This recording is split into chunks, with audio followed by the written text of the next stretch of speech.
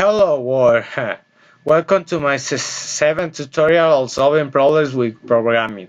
This tutorial is about the 7th code called Factorial Calculator, and I just want to display a quick error that I had to face in doing this program.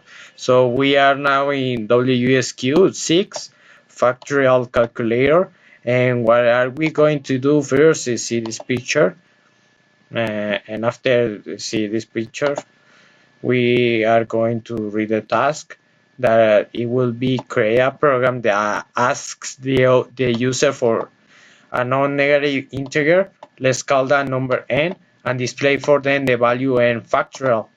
After that, we have to show the answer and ask them if they would like to try another number with a simple yes or no response, and either ask again for y, that is called yes, or quit the program and wish them a nice day if their answer n.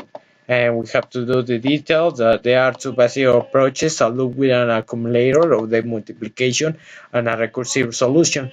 Choose one and implement that. Once that is done, try the other way. So I will explain that for example, I do a loop with an accumulator, and in the post of the blog I will explain I will show all of that algorithms to do the same mastery topics. And if you use a while loop for the solution with a while loop, try structuring this with a loop for loop and vice versa. So I have already done the code. Here I have. We have the library of IOStream. This library is to call other functions of inputs and outputs of data in language C++. This is the mastery topic 1. After that, we have the using namespace std, that in C++ we need a command that every time goes with the instructions of inputs and outputs of data, that is called std, but with this command has writing this std out of the main because the machine factorizes them. Where we have the beginning of the program, we have to declare the integer variable that you call n, that will be the variable that asks the user to give, and the variable of factorial to do the algorithm. And we have to do after that we have to declare a char variable in form of letter that we will res equals to yes to y to make the program that asks the user to repeat again the question that I have to face in form of yes or no response. So that's why I have to declare a letter that will be the type of char. Then we have a mastery topic 14, use of loops with for. We have for. With this command, for is utilized as a loop for execute all the instructions that has this loop until that does not complete that the variable res will be equal to y. So we have inside of this for a cout, that is a command of our data in form of text, to tell the user to give me a non-negative integer in order to tell you n factorial. Then we have a in, and this command allows enter data for inputs. In this case, this enters the value of variable n, and we do the if to tell to restrict the domain of the variable entered by the user, and this command allows the condition if the value n is higher or equal to 0. When this condition will be true, the task inside of the statement will execute. In this case, if the value f is higher or equal than 0, this will occur. So I did this if to ensure that the user doesn't put as an input a negative number. So inside of this if, we have a for. With this command, for is utilized as a loop for execute all the instructions that has this loop, and until that does not complete, that the variable I will be less or equal than the variable n,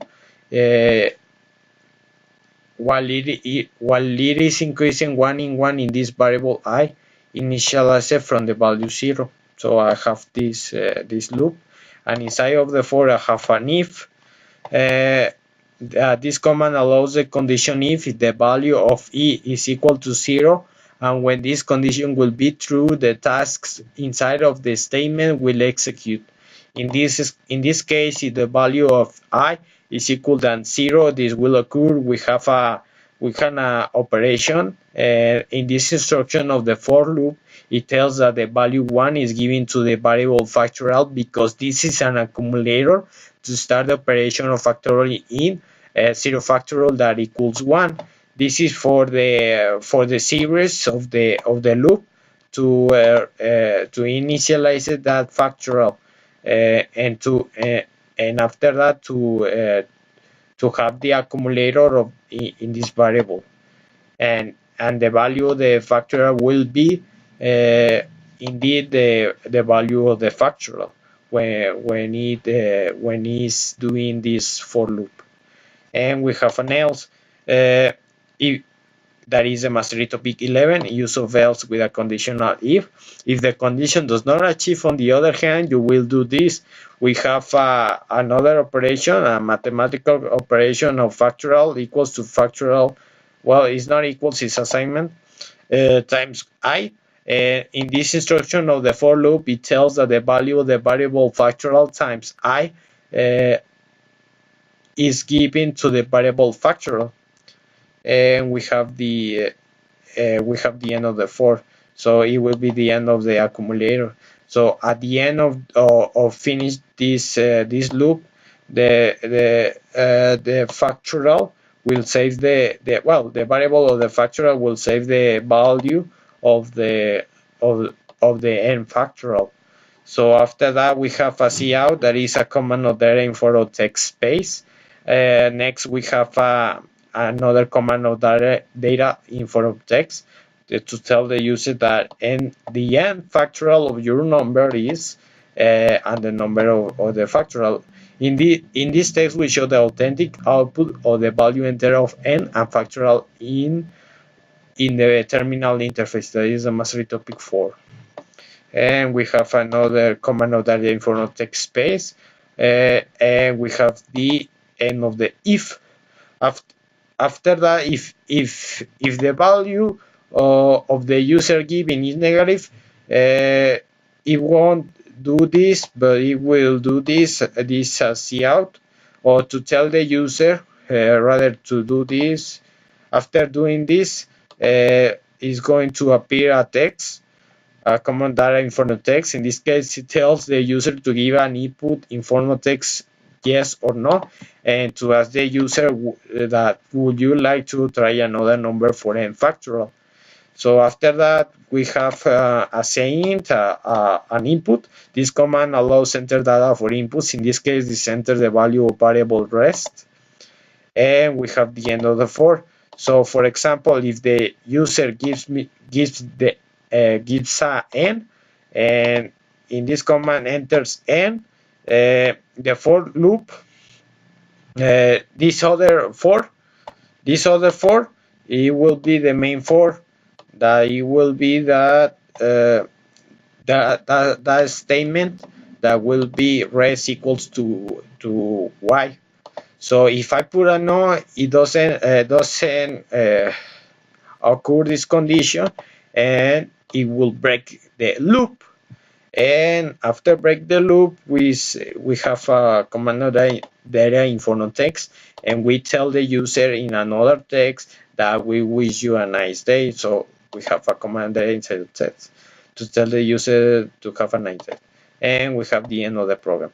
So I will execute this in order to show that it works, this program.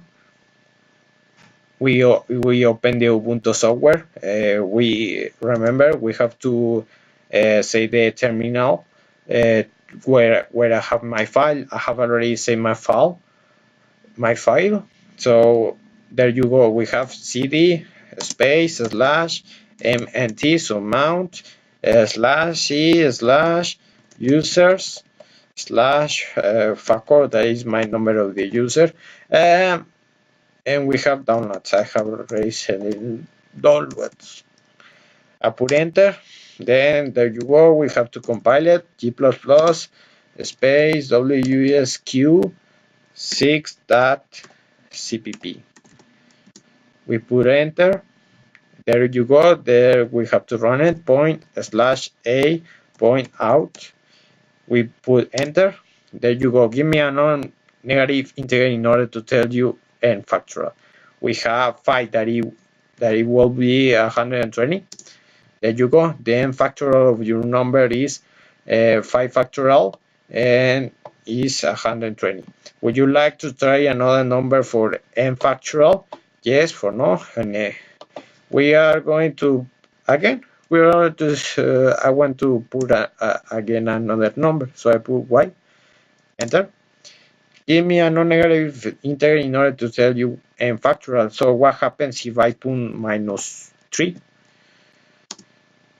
It tells me that would you like to try another number for n factorial? It doesn't. The program doesn't recognize the negative number given by the user. So we have to put another one that will be, for example, 3.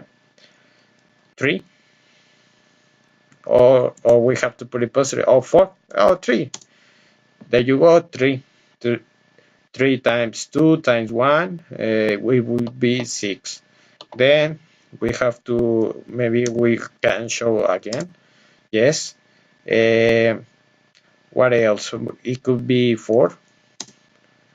24, there you go. 4 times 3 times 2 times 1. And then what happens if I put, no, I don't want. It tells me we wish you a nice day, and it ends the program. So there you go.